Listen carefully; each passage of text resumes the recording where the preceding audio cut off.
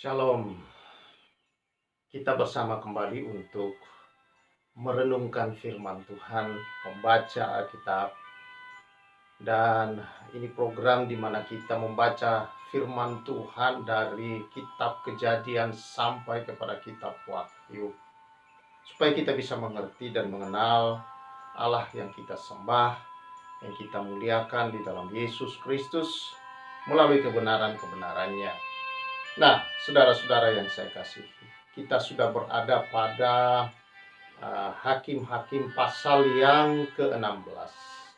Saya berharap bahwa seperti biasa, saudara setelah ini bisa membaca keseluruhan dari pasal ini, agar saudara bisa mengerti rangkaian firman Allah yang ada di dalam Alkitab kita, dan mengerti pikiran-pikiran Tuhan akan kehendak rencana Tuhan atas bumi, atas kehidupan saudara, rumah tanggamu, dan seluruh keberadaan hidupmu, rencana-rencana Tuhan yang mulia dan ajaib itu.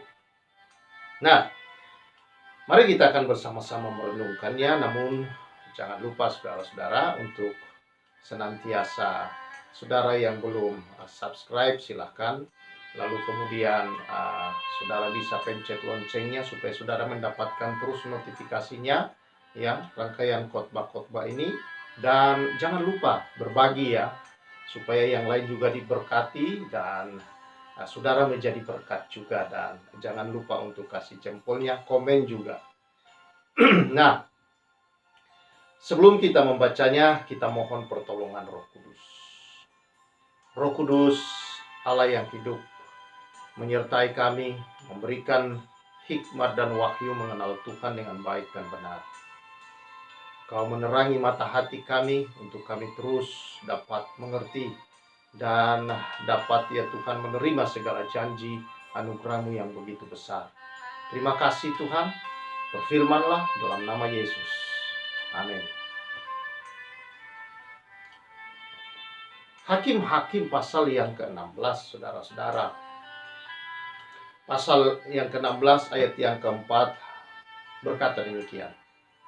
Sesudah itu Simson jatuh cinta kepada seorang perempuan dari lembah Sorek yang namanya Delila. Saudara yang saya kasih dalam Tuhan Yesus Kristus,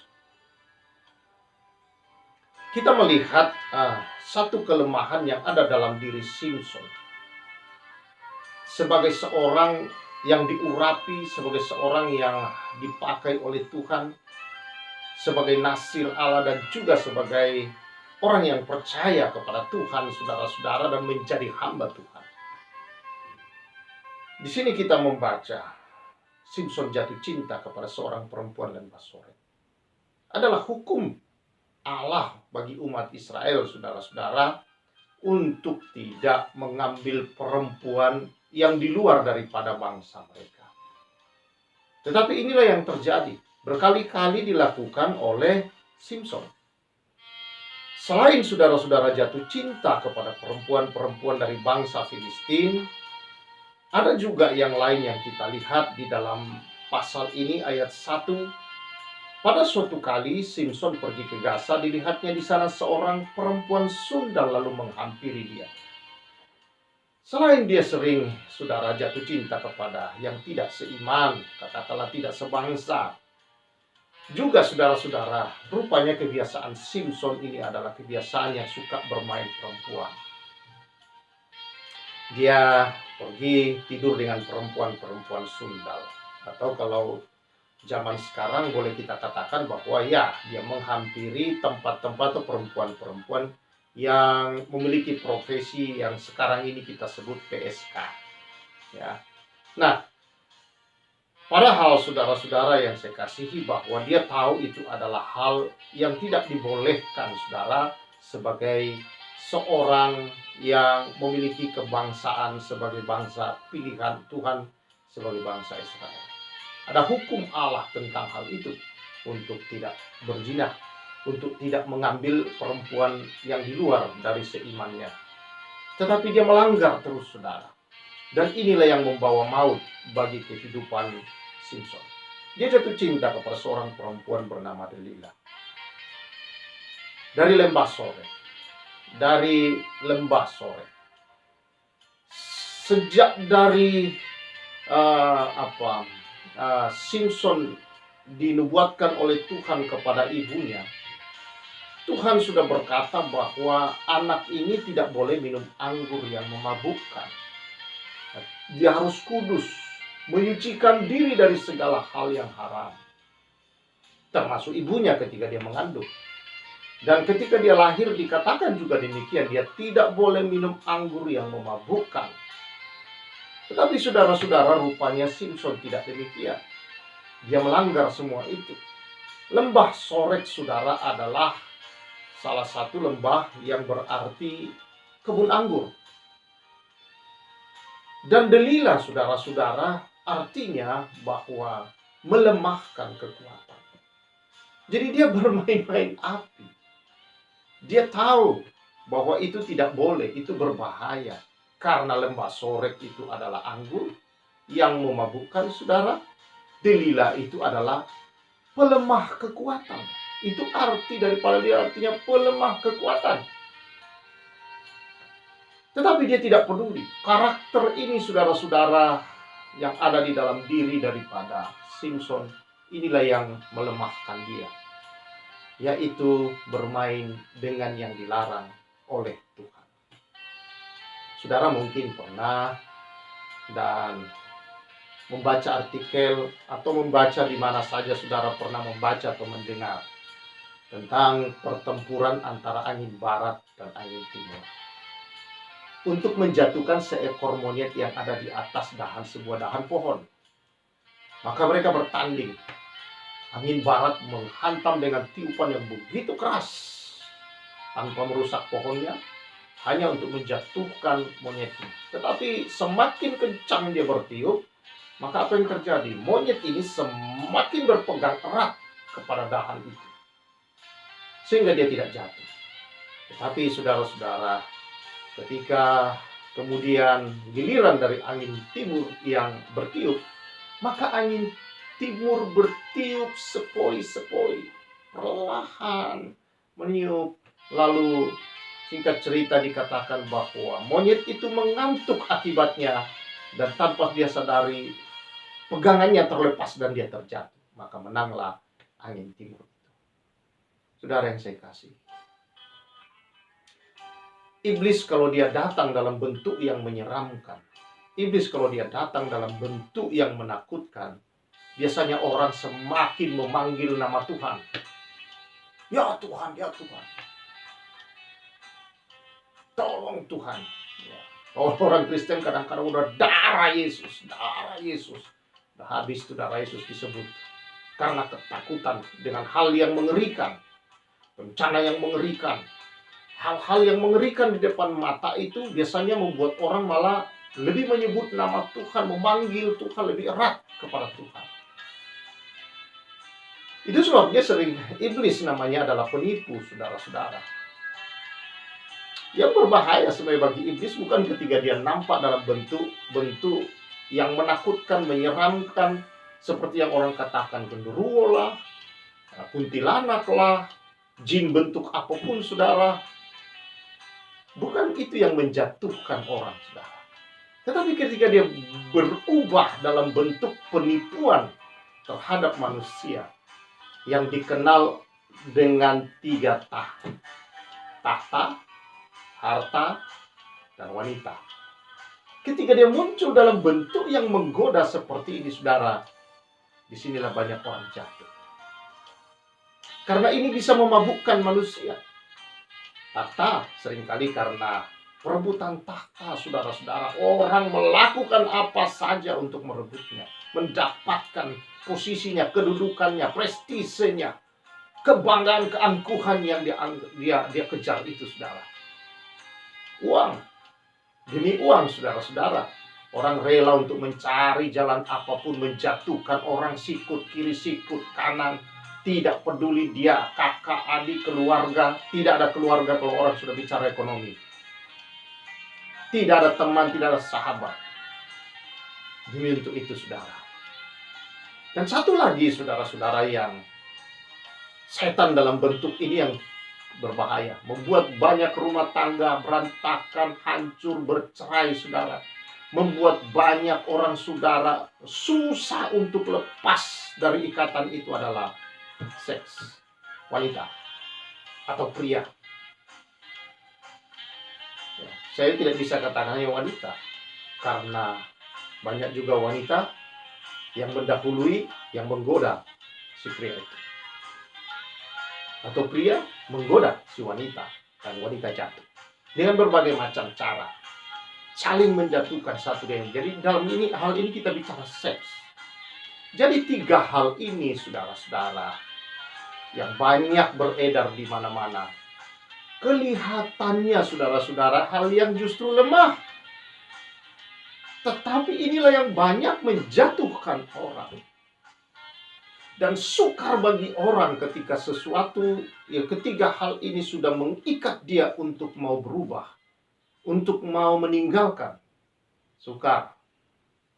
Biasanya orang akan mempertahankan posisinya dengan cara apapun. Biasanya orang dengan cara apapun, saudara, untuk mendapatkan harta itu. Biasanya orang dengan cara apapun juga, saudara-saudara, untuk mendapatkan, memuaskan nafsu birahi seks. Seks adalah pemberian Allah yang baik. Tetapi saudara-saudara, iblis merasuki manusia untuk salah menggunakannya. Seks yang seharusnya hanya boleh dipakai, saudara, digunakan dalam koridor berkat ilahi yang dinamakan rumah tangga, ketika orang itu sudah berumah tangga. Tapi banyak orang, saudara-saudara, yang ditipu oleh iblis, lebih mengikuti nafsunya sebelum menerima berkat, yaitu pemberkatan dalam pernikahan, saudara, mendahuluinya. Banyak juga saudara-saudara yang melakukan hal-hal di luar daripada itu, dengan menggauli banyak perempuan-perempuan dan diikat dan dirasuk tanpa sadar bahwa itu adalah dirasuk oleh setan. Dan sukar bagi orang. Ada banyak saya temukan dalam pelayanan. Dia, saudara-saudara, ingin lepas tapi tidak tahu bagaimana caranya. Hanya Tuhanlah satu-satunya jalan untuk kita mengalami kelepasan.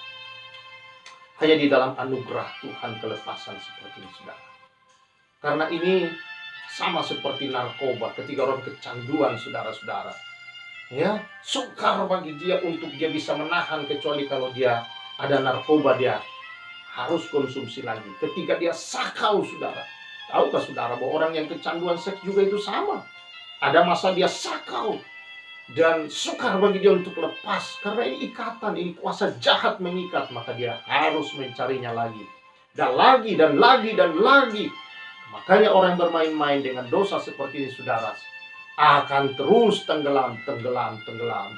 Walaupun dia sudah merasa kosong, merasa tidak apa-apa, ada apa-apa lagi.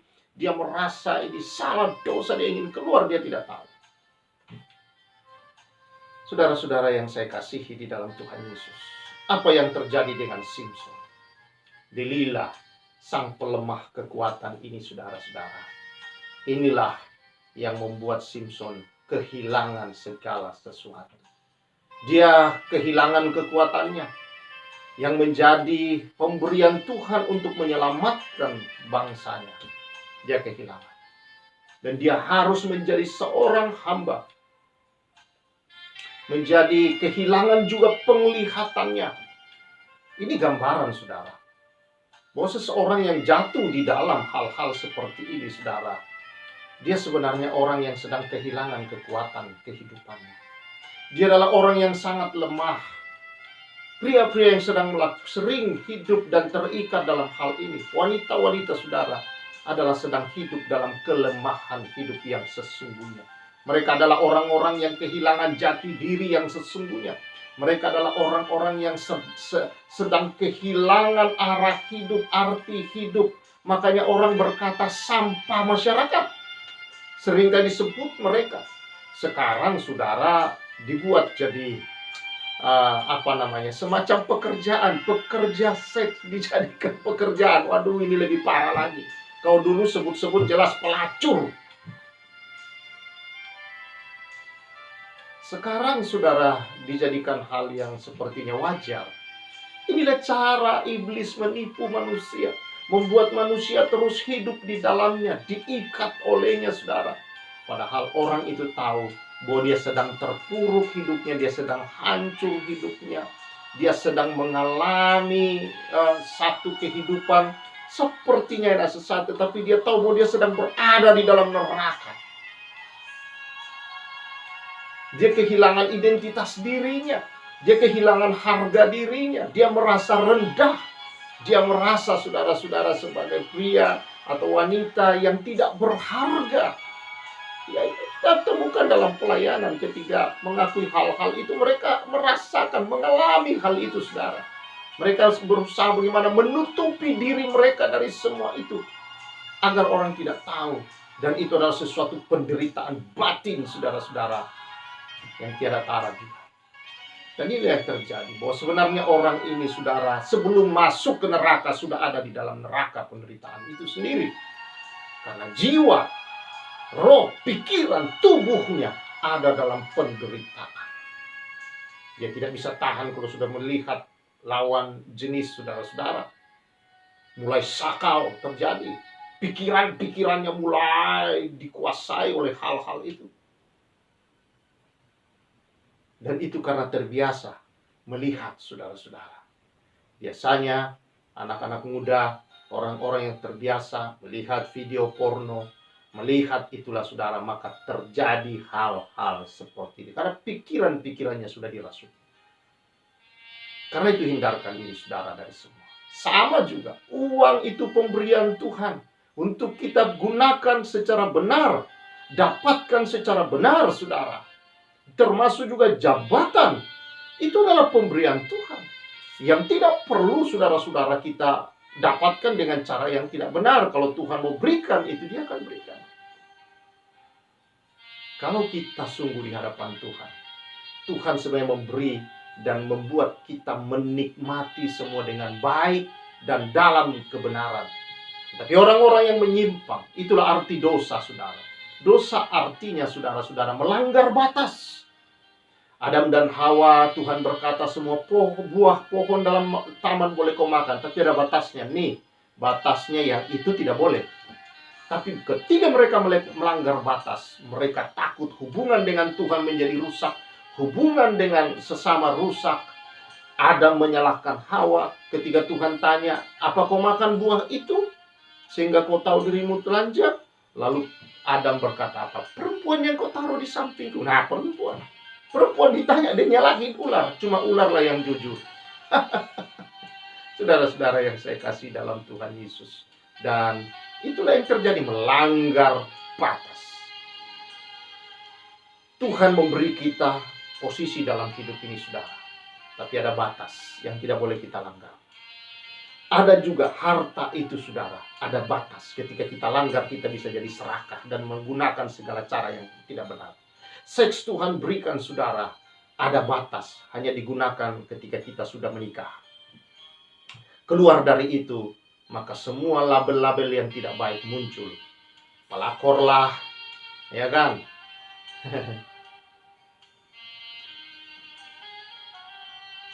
Lalu kemudian pelacurlah, PSK lah, apapun itu, saudara. Sampah masyarakat lah. Segala macam julukan yang jelek, berarti itu tidak baik, berarti itu melanggar batas. Karena itu, saudara-saudara yang saya kasihi dalam Tuhan Yesus, perhatikan hidupmu. Kalau engkau tidak ingin ditipu oleh si jahat, karena sebenarnya dia adalah tipuan iblis itu, saudara, tidak berubah dari dulu sampai sekarang. Itu saja. Tapi manusia terus jatuh karena tidak di dalam Tuhan. Tidak sungguh-sungguh, saudara, mengenal Tuhan. Tidak sungguh-sungguh percaya. Tidak sungguh-sungguh bertobat. Tidak sungguh-sungguh, saudara, memiliki kebenaran Allah di dalam dirinya. Karena itu hari ini, saudara yang saya kasihi, kalau saudara tidak ingin seperti Simpson yang berakhir kehilangan mata, itu kehilangan visi. Engkau tidak ingin kehilangan dalam hidupmu arah hidup yang benar, kehilangan arti hidup, kehilangan visi-visimu di dalam hidup ini, saudara. Ayo, mari datang kepada Tuhan. Jangan kehilangan kekuatanmu, Jangan kehilangan visimu, tetapi biarlah engkau dalam hidup ini menjadi berkat bagi sesama.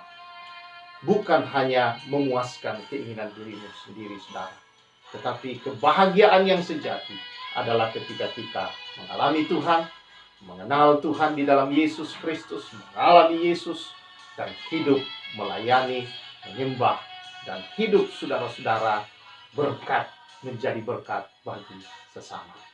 Itu hidup yang berarti, hidup yang sungguh penuh sukacita, damai, kebahagiaan, dan hidup yang penuh pengharapan akan hari esok dan hari akhir yang akan menerima hidup kekal selama-lamanya. Kiranya kebenaran ini terus mengajar kita, saudara, untuk kita keluar. Hanya di dalam Yesus ada jalan keluar, untuk kita bisa lepas dari segala ikatan-ikatan dosa itu. Saudara, mungkin selama ini engkau terikat, engkau berusaha ingin keluar, engkau berusaha ingin lepas. Dengan usahamu itu tidak cukup, saudara, dan tidak mungkin. Tetapi di dalam Yesus segala sesuatu mungkin. Kalau engkau membuka hati, mengundang, biarkan Kristus masuk dalam hidupmu, Yesus masuk dalam hatimu, percaya kepadanya, serahkan dirimu, hari ini Tuhan lepaskan engkau. Kebiasaan-kebiasaan buruk ini, saudara, Tuhan bebaskan engkau. Katakan, Tuhan terima kasih, aku buka hati, datang dalam hatiku Tuhan. Saya terima Engkau sebagai Tuhanku, sebagai juru selamatku, pelepasku, dan hari ini saya tahu oleh darah Yesus, saya bebas dari semua ikatan-ikatan ini, Tuhan, di dalam nama Yesus Kristus. Terima kasih, Tuhan. Percaya kelepasan, terjadi keselamatan kepada yang mendengar. Dalam nama Yesus, engkau terlepas. Amin.